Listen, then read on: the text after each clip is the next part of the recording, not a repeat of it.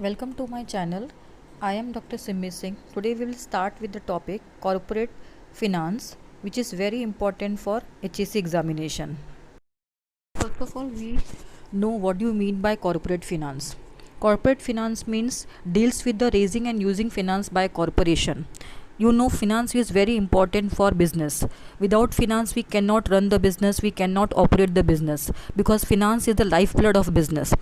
Next one is definition of corporate finance. According to Henry Hogland, corporate finance deals with the acquisition and the use of capital by business corporation. What do you mean by acquisition? We have to raising the finance by issuing the shares, by issuing the debentures, and then effective use of that finance in a business. That is called as the definition of corporate finance.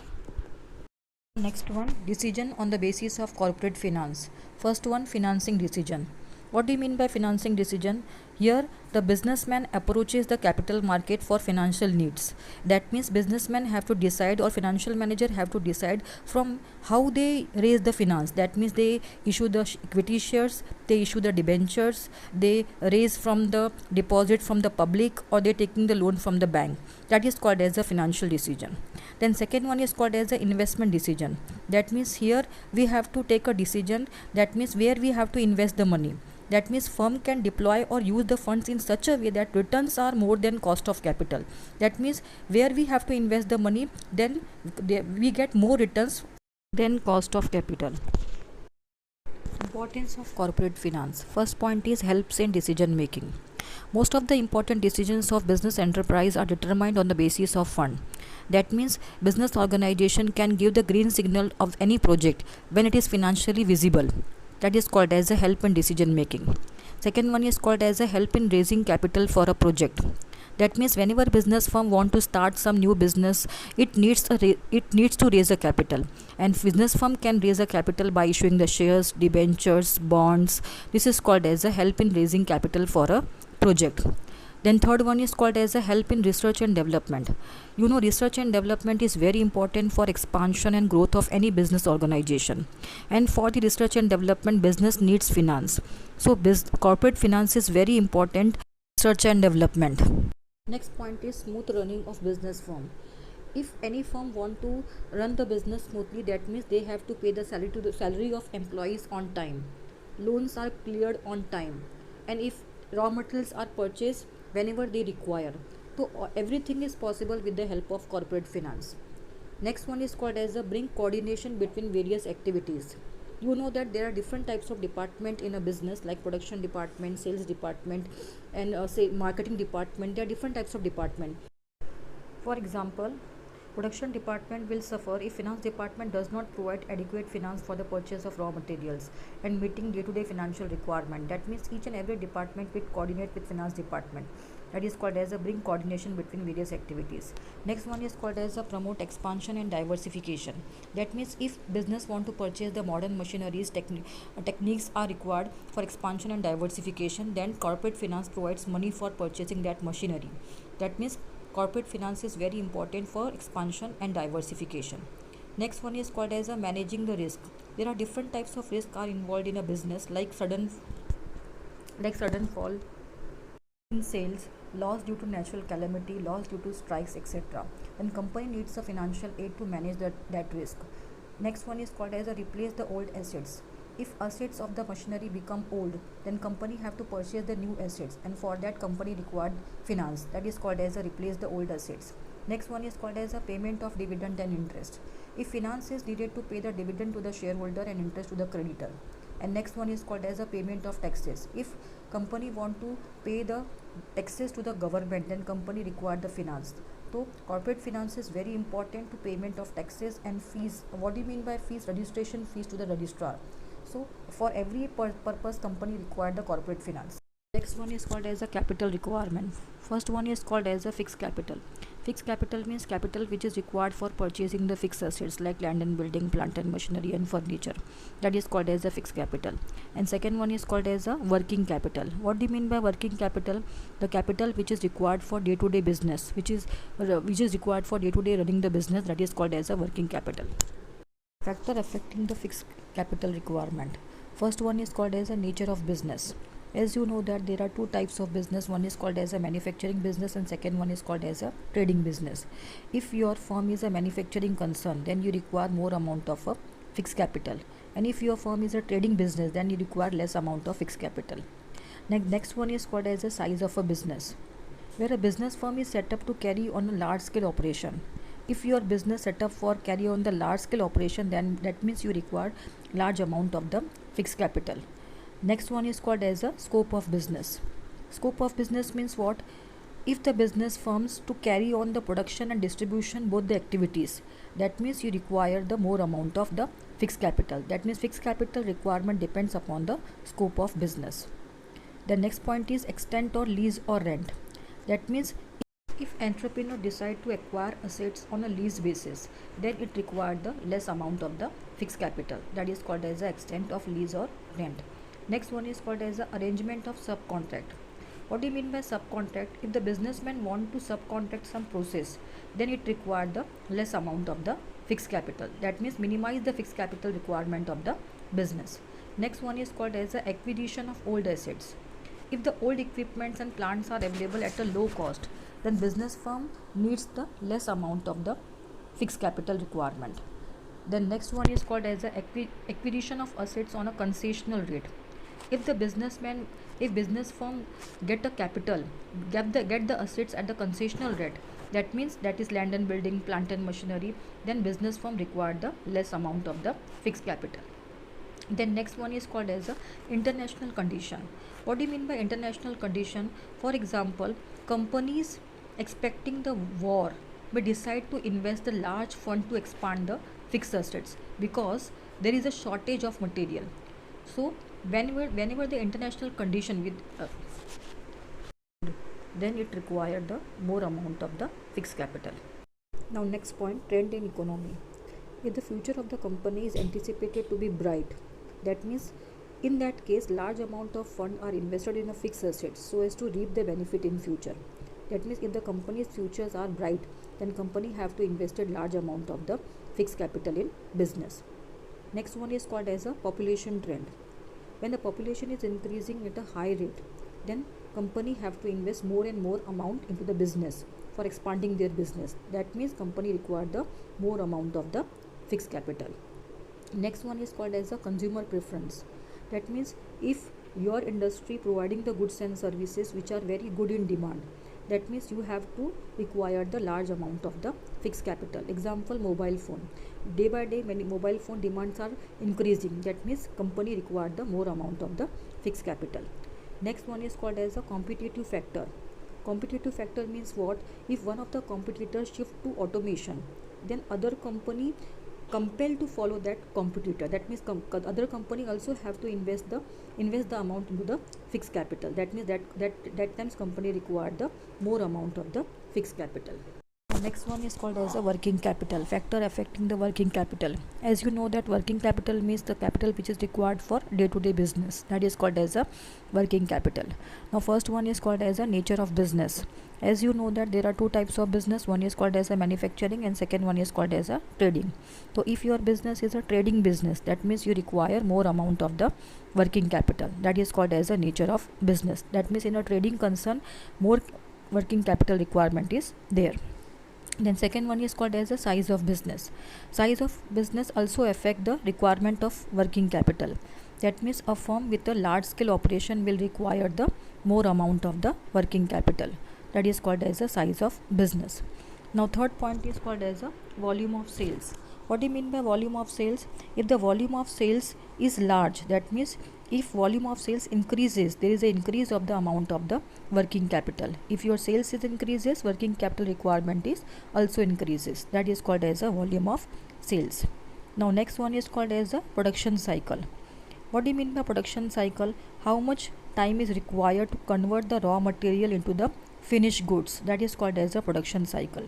So if you require more time, then you require more amount of the working capital. That is called as a production cycle.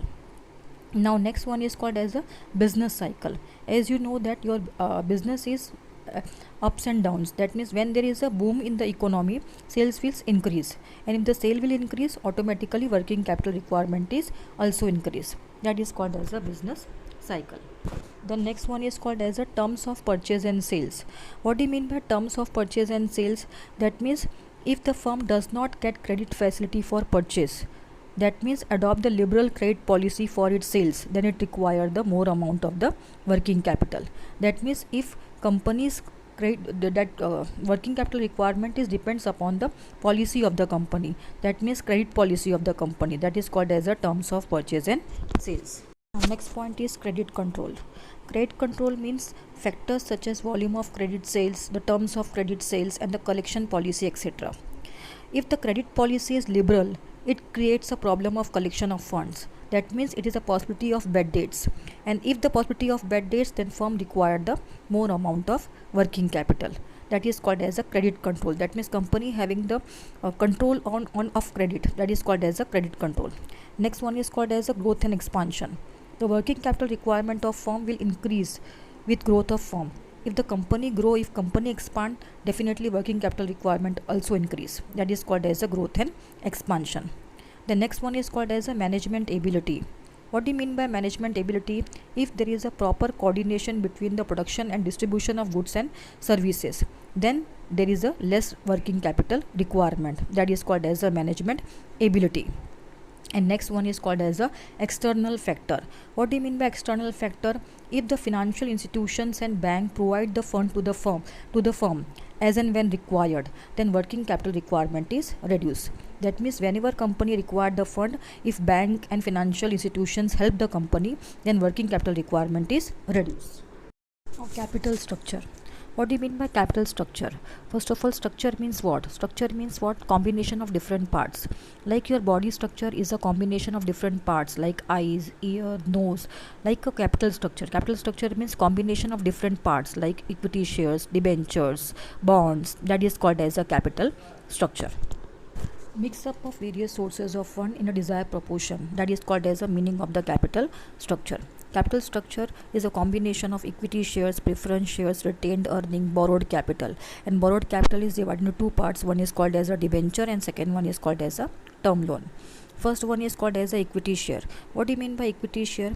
Equity share is a share which is not a preference share, that is called as a equity share. Equity share are the risk bearer. That means they are not getting dividend, they are not getting capital. That means shares which get a dividend and repayment of capital after the preference shareholder. That is called as a equity share. Then second one is called as a preference share. What do you mean by preference share? Preference share is a share they are getting always preference as compared to the equity shareholder. That means at a time of payment of dividend they get a first priority. At a time of payment of capital they get a first priority. That is called as a preference share capital. And preference share capital having the fixed rate of dividend.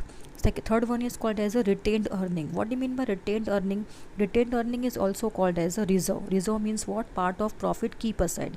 That means every year company keep aside a part of profit, that is called as a reserve, retained earning, or plying back of profit. There are different types of names of the reserve, retained earning, and the plying back of profit. Now next one is called as a borrowed capital. That means capital which we borrow. First one is called as a debenture. As you know that debenture is come from the Latin word debere, which means to owe a debt. Debenture means proof of debt. That is called as a debenture. That means company take a loan from the public, that is called as a debenture. Company issue one proof to the public, that is called as a debenture. And for that debenture, company have to pay the interest to that person. That is called as a debenture. Next one is called as a term loan. What do you mean by term loan? Term loan are provided by the bank and other financial institution, and they are having the fixed rate of interest. Term loan means short term loan, medium term loan, long term loan. That is called as a term loan. Now next one is called as a share. Share means a part of the total share capital. That is called as a share. And features of shares are given. First of all, what do you mean by meaning of the share? Meaning means share is a part of the total share capital. That is called as a share. Now next one is called as a ownership. What do you mean by ownership? The person who purchases the share is called as a shareholder. Now next one is called as a distinctive number. What do you mean by distinctive number? Each share has a distinctive number like 1, 2, 3. It is mentioned in the share certificate. That is called as a distinctive number. Next one is called as a evidence of title. What do you mean by evidence of title? It is a document of title of ownership of share. That means the person who purchased the share, they got the share certificate. That is called as a evidence or title. That means share certificate is a evidence, that is a proof, that means they are the shareholder of the company. That is called as a evidence of title. Next one is called as a value of share. Share value expressed in terms of money, and there are three values of the share. One is called as a face value, second one is called as a issue price, and third one is called as a market value. What do you mean by issue? Face value. Face value means which is written on the share certificate, that is called as a face value. And second one is called as a issue price. Issue price means it is the price at which company sell the share, that is called as a issue price. And third one is called as a market value. What do you mean by market value? The value of share is determined by market as per the demand and supply, that is called as a market value. The value of share is three types. One is called as a face value, second one is called as a issue price, and third one is called as a market value. Now next point is a rights.